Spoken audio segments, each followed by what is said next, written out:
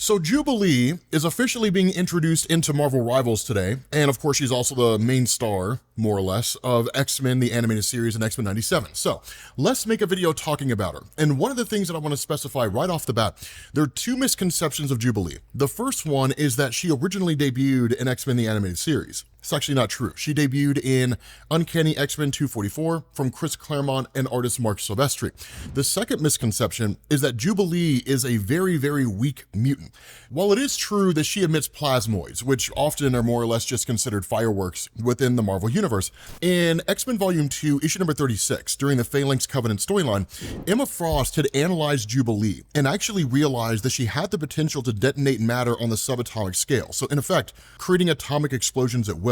She's never quite gotten to that point, but at some point she probably will. So yes, in the here and now, she's not the most powerful mutant that Marvel's ever had, but she can get there. However, do not let Jubilee's whole firework plasmoid thing fool you.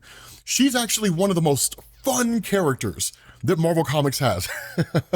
And I'm not just saying that because I was raised on her. So when Jubilee first appears in Marvel Comics, she actually appears without a backstory. She doesn't really get an origin in the traditional sense. Instead, all we're really introduced to here is the idea that she's in a mall out in Hollywood, basically putting on shows for people within the mall in order to generate some measure of income, and that she's always evading the cops. Right? Security's always looking for her, trying to keep her from doing that kind of stuff. There is reference by the people, the onlookers, that she is a mutant, but for the most part, they don't really care because they find that her whole display of her abilities is more entertaining than concern over the fact that she's a mutant. Now, this of course leads to security tracking her down and then trying to stop her, and then what follows is her just kind of running through the mall and blasting security guards with her plasmoids and making daring escapes. And honestly, it's pretty adorable and it's pretty fun.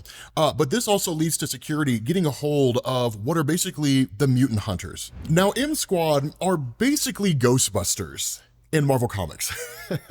Quite literally. The funny thing about them is that there was an event called Inferno where Madeline Pryor, some of you guys may know, had made a deal with demons and quite literally unleashed hell on Earth. M Squad were a handful of scientists that got caught up in it all. And once Inferno was over, they came out the other side and decided that they would just travel around and capture mutants. Their one and only task was trying to find Jubilee, literally capture her. They failed. And the reason why was because at this point in time, Storm, Rogue, and Psylocke are at the mall, and they basically end up rescuing, quote unquote, Jubilee. But it's not really in the sense of saving her the same way you saw in X-Men, the animated series, where she was being saved from the Sentinels, after which she was whisked off to the Xavier Institute and became a part of the X-Men. Instead, what ends up happening is Rogue, Storm, and Psylocke deal with M Squad, and then they basically leave through a portal. Now, Jubilee actually lingers behind for a second and then jumps through the portal with them, just to really figure out what they are and to learn more and potentially become a part of their group. Now, that's where 244 ends, but the story of Jubilee picks back up in X-Men Annual issue number 13 in the secondary part of the story called Jubilation Day. And what ends up happening is when she goes through the portal, when she comes out the other side, she ends up in the Australian outback. Now, this does require a bit of an explanation here, because there's a reason why the X-Men are in Australia. So leading up to this, Marvel had a crossover called Fall of the Mutants, and I use the term crossover loosely because while it did involve X-Men and New Mutants and X-Factor, it wasn't a traditional crossover. It was actually just three different stories all happening at the same time. So an event is probably the better term to use there. For the X-Men themselves, what ended up happening is they faced off against an enemy called Adversary. You guys actually saw him in X-Men 97 season 1 when you had the whole storyline with Storm and Forge fighting this demonic entity. Well, it was actually all the X-Men. It wasn't just Storm and Forge. At the end of that story, due to just the sheer exhaustion of everything they'd been through, the X-Men end up taking off to Australia. Just because of the fact that at the time, because the battle was broadcast on live television, the world believed them to be dead. And so the X-Men were just kind of like, sure, let's just lean into that.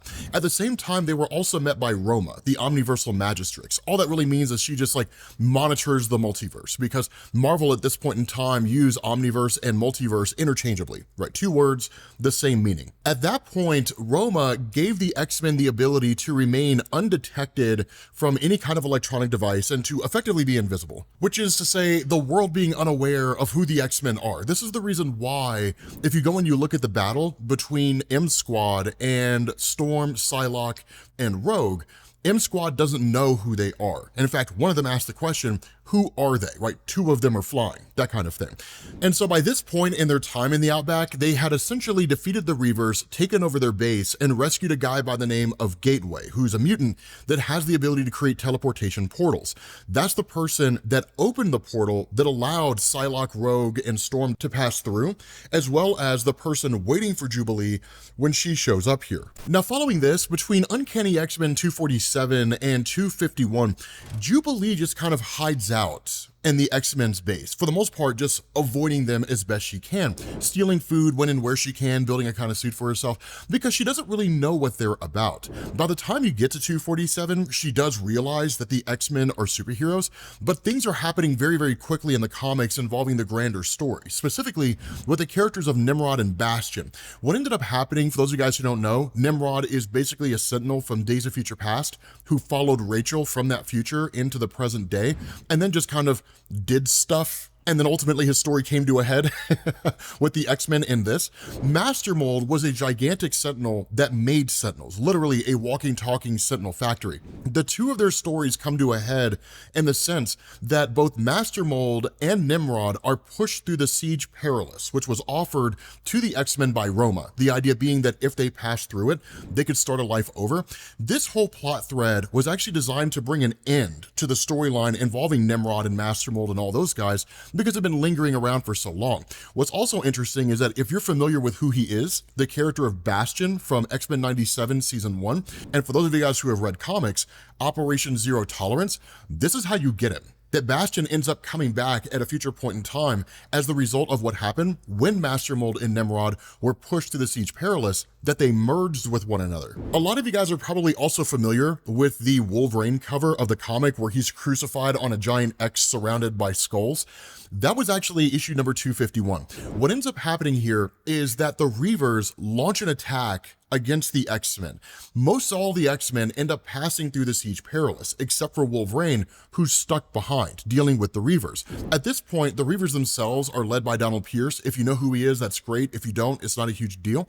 Wolverine is ultimately crucified, tortured for a period of time. Jubilee finally starts acting in a proactive way, instead of kind of hiding out with the X-Men, and helps Wolverine escape. Now, one of the things that I want to specify here, she doesn't help free Wolverine. She's largely just kind of sitting there watching everything because she's horrified by what's happening. Literally, Wolverine is being impaled with spikes and stuck onto a cross. Instead, when Wolverine frees himself, Jubilee helps him get out of there. She does start to nurse him back to health with all the damage that he sustained, and it does take a few days. But the reality and really the significance of this moment is that it essentially begins the relationship between Wolverine and Jubilee. Now, it's not romantic. I kind of want to get that out of the way. It's really more of a teacher-student type of relationship, in the sense that through everything that had happened from the time that she was at the mall up until this moment and all the things she'd seen with the X-Men, she still doesn't fully grasp everything that's going on. And much like Nick Fury told Tony Stark at the end of the first Iron Man film, she stepped into a much bigger world. She just didn't realize it yet. And so once Wolverine recovers, instead of going back on the offense against the Reavers, because he's got Jubilee in tow, the two of them actually end up escaping. And then what follows is really kind of a cat and mouse game between the Reavers, Jubilee, and Wolverine. And so between the ending of Uncanny X-Men 252 running all the way up till 271, Jubilee basically became an ally of Wolverine, joining him on a series of escapades, kind of experiencing firsthand what it really meant to be a superhero and to be an X-Men, and the various issues that mutants face out there in the real world. And there's a really big reason why I bring that up, because I think this is kind of a perfect time to go into her traditional origin, which didn't come out until years later. So when the Generation X annual from 1999 combined with the Marvel Voices one-shot from 2021, what we ended up learning was that Jubilee's life prior to everything that had happened in the mall was actually a life of luxury. She came from a very wealthy family, she lived in Beverly Hills, and her parents were ultimately killed in a car crash. When that happened, her entire life turned upside down. She was just kind of tossed into an orphanage, ultimately took off, and then landed herself in the mall. But I simply bring that up in saying that she never really understood what it meant to struggle, and living a life in that way for the most part kept her extremely isolated from all the events that were going on out there in relation to the mutant population. She was aware of it on some level, but there's a big difference between watching an event unfold and living through an event. Those are two completely separate circumstances that have two completely different impacts on a person. And so being so removed and then suddenly being thrown into effectively poverty, Jubilee handled it with incredible grace, to be quite honest, right? I mean, this girl showed that she had the chops to do what it took in order to survive. And that was something that Wolverine picked up on incredibly fast. And it's something that became a core part of her character, even going through her escapades with Wolverine. But the other reason why I bring that up is because for most X-Men that you see in Marvel Comics, in some form or fashion, either they're already familiar with their powers or they have just developed their powers and they're brought to the Xavier Institute. A good example of that is someone like Jean Grey, right? Jean Grey's powers had first begun to manifest and Charles Xavier picked up on it. He went to visit her when she was a kid and then told her parents, I have a school for people just like her to teach her how to use her powers. On the other hand, there's people like Colossus, right, who had basically learned how to harness his abilities existing out there in Soviet Russia, and he was going to be forced into Siberia Force or Cyber Force, one of two groups alongside the People's Protectorate, which ultimately merged together and then formed Russia's Winter Guard as we know it in Marvel Comics. But as we know, Xavier showed up, rescued him, and then brought him on to the X-Men. With Jubilee, it wasn't that way. She got a crash course and what it meant to be an X-Man and a superhero in the Marvel Universe. And so by the time you get around to Uncanny X-Men 271, which was essentially part of the conclusion to Extinction Agenda, which was a story that centered on both the island of Genosha, an attack on the Xavier Institute, all of which was orchestrated by Cameron Hodge, the one-time supposedly friend and ally of the mutant community who turned out to be staunchly anti-mutant. With his defeat, all the X-Men teams that we had seen were essentially unified, brought back together. Now, of course, this story came out in 1990, and for those of you guys who are familiar with the X-Men lore, the following year, we got X-Men Gold and X-Men Blue. And so, in effect, the X-Factor team, as we knew it, which was basically the original X-Men from Stan Lee and Jack Kirby, Jean Grey, Cyclops, Iceman, Beast, and Angel, had been brought back into the fold, and then with them combined with the traditional Uncanny X-Men team, which now included Jubilee, this single team was split into two groups, Gold and Blue. Blue was an Uncanny X-Men, Gold was an X-Men Volume 2. Now, I don't want to be too dismissive of Jubilee's time during the X-Men, although honestly, she wasn't really part of that group for all that long, only a few years, and then eventually she was rolled over into Generation X. But there are some important moments to know during this point in time, specifically towards the tail end of the X-Factor line with issue number 70, the decision was made that because Jubilee was so young, the X-Men didn't want to put her in a situation where she could be killed. So this kind of runs in stark contrast to a lot of what you saw in X-Men the Animated Series, where she was constantly on adventures with the X-Men. To a degree she was, but she was always kind of kept at arm's length for the most part. Wolverine, on the other hand, didn't really feel this way. Wolverine, in witnessing a lot of the things that Jubilee had done firsthand and the kind of resolve that she had demonstrated, actually took her on any number of adventures. And so when you look at the Wolverine solo series at that point in time, specifically issues 40 to 47, she actually ends up coming across some of the deadliest enemies that Wolverine has. A really good example of this is issue number 45 from Wolverine's solo series, which, by the way, if you're curious about it, it ran between 1988 and 2003, if you're going to Google search it.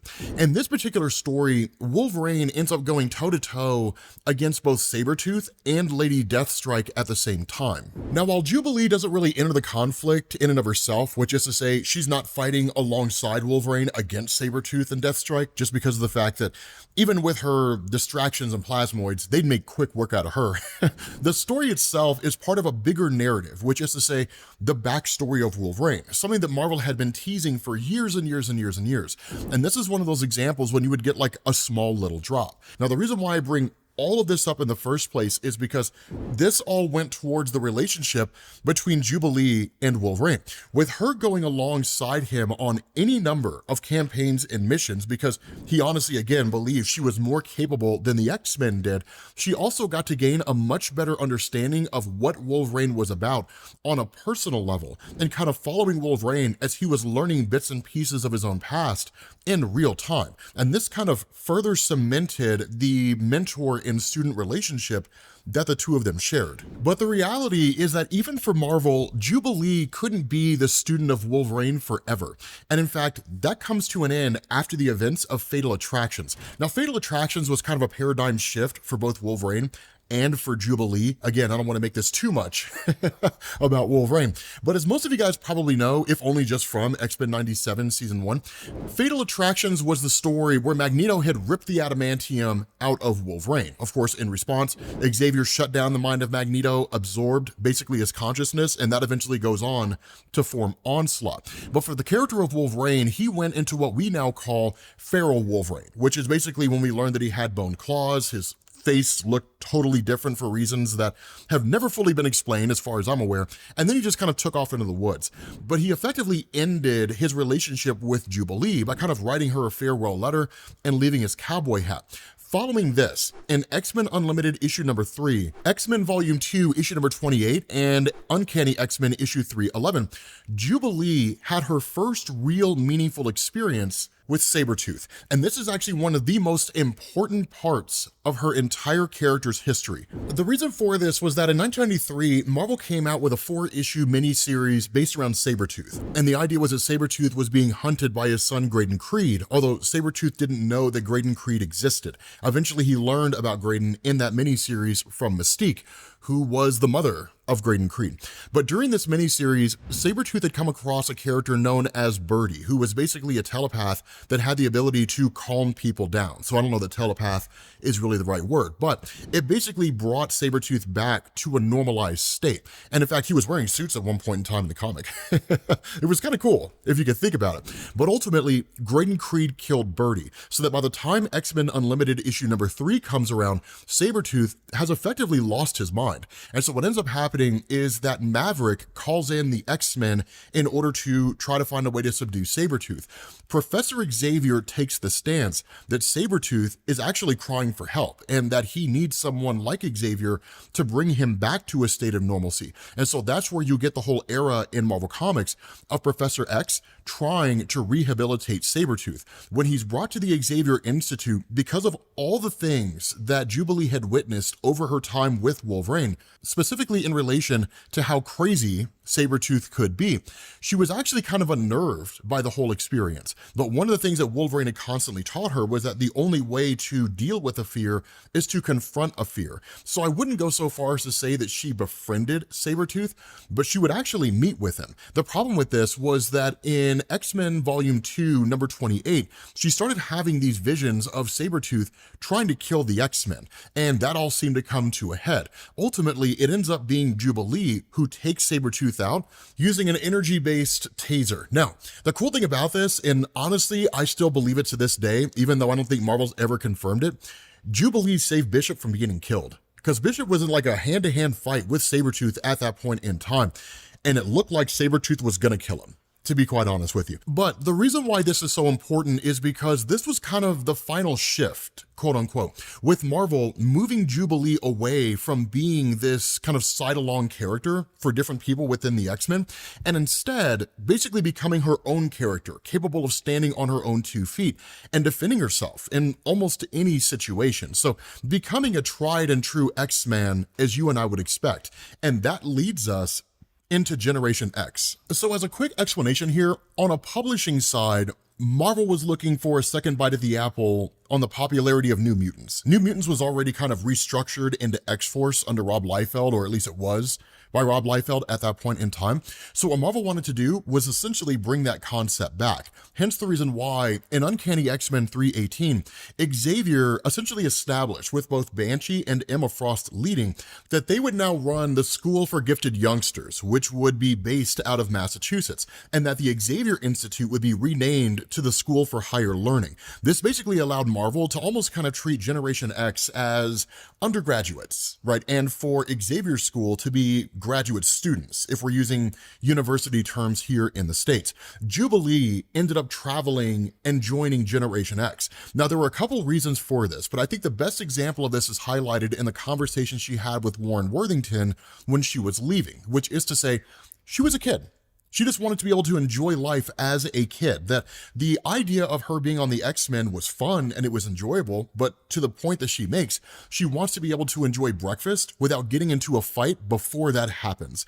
And the reality is that when you're an X-Man, your life is on the line constantly, and who knows the moment you might be sent on a mission. But the point is, on a publishing side, due to the popularity of both Emma Frost as well as Jubilee due to X-Men the Animated Series, specifically for Jubilee, them rolling her over into Generation X was actually a way to kind of springboard the title and to get fans interested in it who otherwise may not have paid any attention to it. Now, truth to tell, when it came to Generation X and Jubilee, a lot of what we saw in the comic was kind of based around the comic book being a reflection of the Generation X generation. So basically just young kids trying to figure out their place in the world, trying to solve the world's problems, all the while never asking themselves, why haven't the world's problems been solved yet, if they could be solved by a bunch of teenagers. But for the character of Jubilee, there were two major important points that came with her development during Generation X. The first one was everything with Bastion and Operation Zero Tolerance, and the second was Hunter Braun. Now, Operation Zero Tolerance, we don't have to go super in-depth into, one, because of the fact that we do have the whole storyline covered here on the channel. And as far as Generation X, I actually do have a whole video that focuses on the nature of Generation X as a team and its history within Marvel Comics, such as it was, because it was pretty short-lived, relatively speaking, to the length of like the X-Men universe in Marvel. Hunter Braun is actually a lot more interesting because one of the big things that we had seen over the years in Marvel is that Jubilee was very similar to Wolverine insofar as we got bits and pieces of her story, but we didn't know everything that had happened in her story. It wasn't self-contained the way it was whenever like Stan Lee and Jack Kirby were doing Origins, right? Set up conflict resolution and everything gets wrapped up within a single comic book. Hunter Braun turned out to be the guy that had killed Jubilee's parents. Now, technically this was covered in the Generation X annual from 1999, but I kind of wanted to wait till this point to bring it up because this is when Jubilee learns about it. I mean, it's a pretty straightforward and relatively basic circumstance in the sense that it's your classic Hunter Braun was basically embezzling money, laundering funds, that Jubilee's parents learned about it and that they were going to hand him over to the authorities. So Hunter Braun basically orchestrated the two of them dying in a car crash. Pretty straightforward. But this was a major turning point for Jubilee, because up until this point in time, in Marvel Comics, Jubilee's escapades were always kind of third person, which is to say she was there and in a lot of ways had just kind of taken the role of Kitty Pryde as being like, quote unquote, the kid on the team.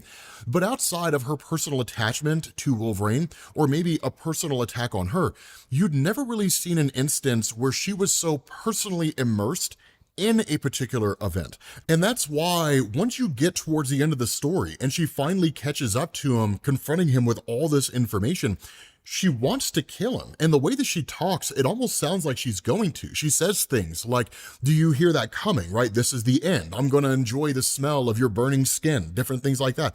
These are all statements that make it look like she's going to kill him. And in fact, the other members of Generation X kind of protect him to a degree, right? They're terrified over the fact that she's actually going to kill this guy. And once her powers flare up, because they kind of reach levels higher than they normally would, the whole place explodes. And then of course it turns out she didn't actually kill him. She didn't intend to, but the other members of Generation X are fearful of the fact that she'd actually spent time with Wolverine. And because Wolverine will kill first and ask questions later, they felt like a lot of those concerns had basically been imparted on her.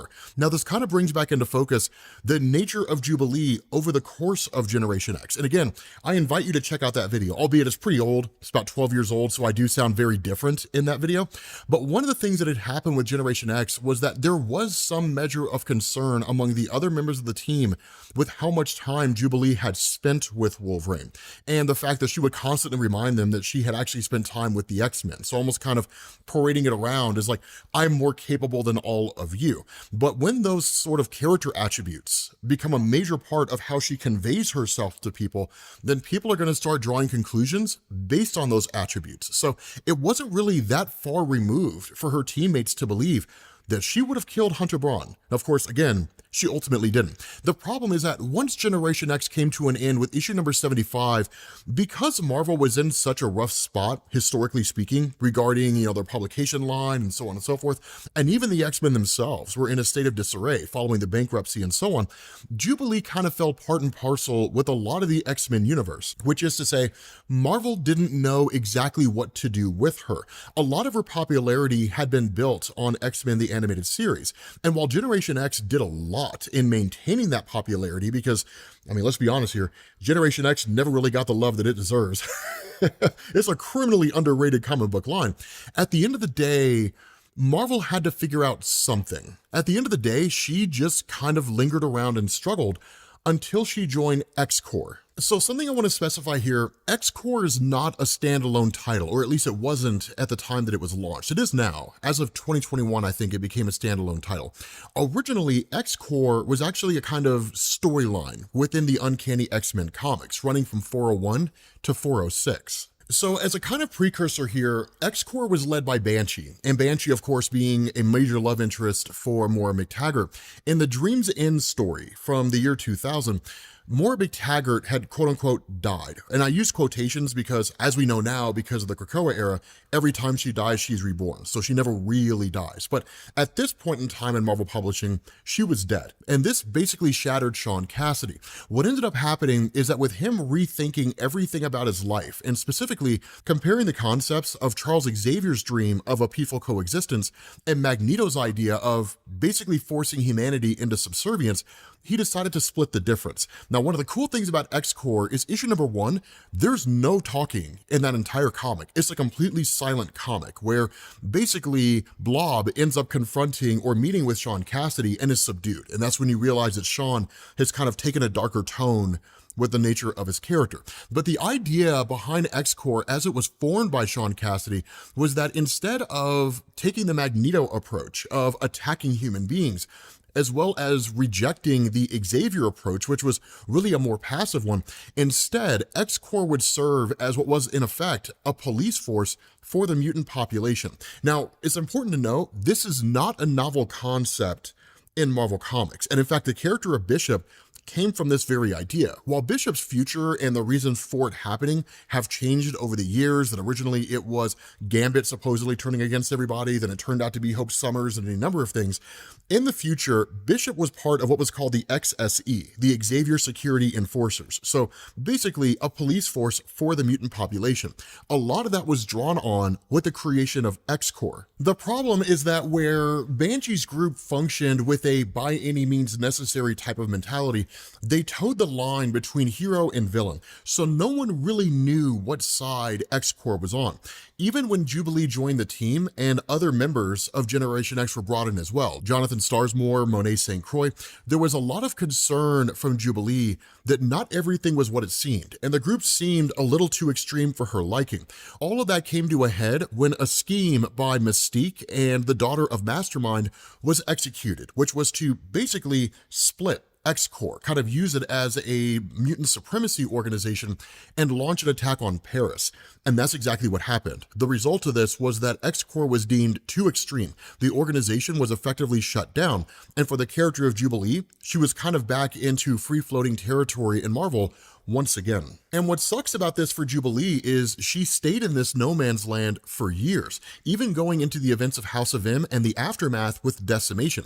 Jubilee was one of the mutants who had lost access to her powers, or lost her powers entirely. She ended up adopting the moniker of Wandra and used any combination of technological devices in order to give herself some measure of abilities. She ended up joining Night Thrasher's iteration of the New Warriors team, but again, she wasn't really quite on the same level of popularity popularity that she had been before. And so while the X-Men universe around her was experiencing this kind of resurgence and reworking of their storytelling with things like Messiah Complex and Messiah War and Second Coming and so on and so forth, for Jubilee, she was just kind of there. And in fact, it wasn't really just her. It was also characters like Jonathan Starsmore, kind of a lot of the population or a lot of the roster that we saw with the original Generation X team. Marvel just didn't quite know what to do with them. But then that changes with Nation X. So to provide a little bit of context here, at this point in time, we're well into the Utopia era and Dark Reign. Dark Reign basically being the story where Tony Stark had been ousted from S.H.I.E.L.D. in the aftermath of the Secret Invasion storyline, and Norman Osborn, the Green Goblin, had become director of S.H.I.E.L.D. He basically did what villains would do whenever you give them absolute power and started consolidating power under himself. The mutant population had taken off to an island called Utopia off the coast of San Francisco. At this point, the new X-Men line had been shifted away from the way that Grant Morrison did it, which was kind of a quote-unquote 2001 relaunch of the X-Men, and it actually just become a New Mutants line for Marvel Comics. And Jubilee, while operating as Wondra, had made contact with the team, who offered her a position within the New Mutants roster or to join the X-Men on Utopia. She ultimately chose not to and wanted to kind of continue doing her own thing out there in the world, absent the New Warriors, but still operating as Wondra. This led into a story that we call Curse of the Mutants. Now, depending on who you talk to, some people love this storyline because of the change it made to Jubilee. Some hate it, but this was the story where Jubilee became a vampire. So Curse of the Mutants basically centered around the idea that Dracula's son was effectively dissatisfied with how Dracula was doing things. And so he orchestrated a coup d'etat by organizing the various vampire clans around the world against Dracula and then killing him. And so following that, this just bear of a vampire dressed in this all-in-black suit, which is just one color off from the way that Doomsday looked in the Death of Superman prelude, he shows up to the pier where Pixie and Jubilee are at, and then he self-detonates. And when that happens, Jubilee is covered in blood and entrails and all that kind of stuff, but she's essentially infected with vampirism. And so while Wolverine ended up taking her under his wing in order to try to help her cope with her situation, there were a couple major things happening during this point in time. The first was that, again, the X-Men landscape was changing, most notably the events of Schism, which is to say that was a storyline where Wolverine and Cyclops didn't see eye to eye on how mutants should be trained and how they should function in the world. And so Cyclops ended up staying in Utopia, and then Wolverine traveled back to Westchester and transformed the old Xavier School into the Jean Grey School and had his own students there. Jubilee chose not to join him because, being infected with vampirism, her concern was that by being around students that were her age or younger, but were nowhere near as experienced as she was, she'd be more likely to kill them. And Wolverine couldn't be everywhere at once because the thirst for blood was basically all encompassing. And so she ended up staying within Utopia for a period of time. Eventually, an event transpired that led Wolverine grabbing Jubilee and then going to see X-23. And what ended up happening is that where X-23 initially attacked Jubilee, Laura realized that Jubilee was herself kind of a victim of her own circumstances, similar to Laura Kinney. The result was that Laura Kinney cut herself, Jubilee fed on her blood, and then learned all her memories. And when that happened, a camaraderie formed between the two of them. And truth to tell, outside of Wolverine, I would argue that Laura Kinney became the closest friend that Jubilee had had for quite some time. The issue with this was that vampirism was still very much a part of her life. So the story of Jubilee ends up leading her to join a group called the Forgiven, which is led by a guy named Kodo. The whole idea behind the Forgiven is that they are a handful of vampires that have basically learned to control their thirst for blood. And they look to give Jubilee that ability, right, to teach her how to control these cravings. The result is that when Jubilee is given the opportunity to return to the X-Men, she ultimately chooses not to and stays with the Forgiven, then ultimately leaves and kind of does her own thing. And so following this, going into Generation Volume 2, issues 86 and 87, Jubilee for the most part is a background character. truth to tell. She does have some involvement and tries to build some measure of a life for herself despite vampirism. So for example, she becomes a part of Patsy Walker's detective agency. She ends up discovering Shogo and adopts him as her own. But for the most part, while she did have control of her vampirism, and it did give her, new abilities, so enhanced strength and speed and things like that, she wasn't really the Jubilee that we knew before. But that's the reason why Generation X Volume 2 is so important, because that is a story where a portion of the Phoenix Force is used to cure Jubilee and restore her back to her normal self. And so shortly after this, the Krakoa era picks up, and Jubilee ends up a member of the Excalibur team, being unified together by what used to be the villain Apocalypse, who's now a villain again within Marvel Comics. Shogo was still a part of her life, and up to this point, Shogo had also demonstrated the ability to turn into a dragon. Shogo was a particularly interesting character because, as we know, over the course of the Krakoa age, which I do have videos on, you're welcome to check them out, Jubilee's time with Excalibur was largely just her alongside the Excalibur team. So I wouldn't say there was anything about her that stood out outside of whatever the team happened to be doing at that point in time, which was mostly a Captain Britain team. And truth to tell, it'd probably be worth it to make a video simply just exploring or explaining what the various teams were doing during the age of Krakoa to kind of give people a more, summarized explanation of what that whole era was about. What ended up happening though, as we know with the age of Krakoa, it ultimately came to an end. Jubilee was one of the mutants who was selected to join the X-Men during the Hellfire Gala. And for those of you guys who don't know what that means, every year during the age of Krakoa, the gala was put on, which was effectively a who's who of the entirety of the superhero community. So these were guys like Iron Man, the Fantastic Four, the X-Men, some members of the Avengers, different things like that. Every year, a new X-Men team would be chosen, and Jubilee was supposed to be a member of the newest iteration. But of course, again, this gala was met with the surprise attack by Orcus and the deaths of any number of mutants, which actually included Jubilee. Now, Jubilee ended up coming back as part of a group called the Dead X-Men. That was a comic book title that was designed to serve the purpose of having the X-Men go back in time and stop Moira McTaggart, because Moira was kind of the main focus of the attack on Krakoa, the way in which Orcus was able to launch the strike in the first place. Again, I do have a video that basically kind of summarizes everything that had happened in Krakoa, and this is a part of it. And so following this, Marvel kicked off from the ashes in the post-Krakoa age. All that really happened during this point in time for Jubilee as a character is that during the Blood Hunt storyline, where Blade was possessed and basically tried to restore the power of vampires across the world, giving them the ability to walk during the daylight and so on, Jubilee was one of a handful of individuals out there trying to help people within New York. She briefly met with the Forgiven for a period of time because, again, with them working against the traditional vampire role, they were trying to help people as opposed to consume them.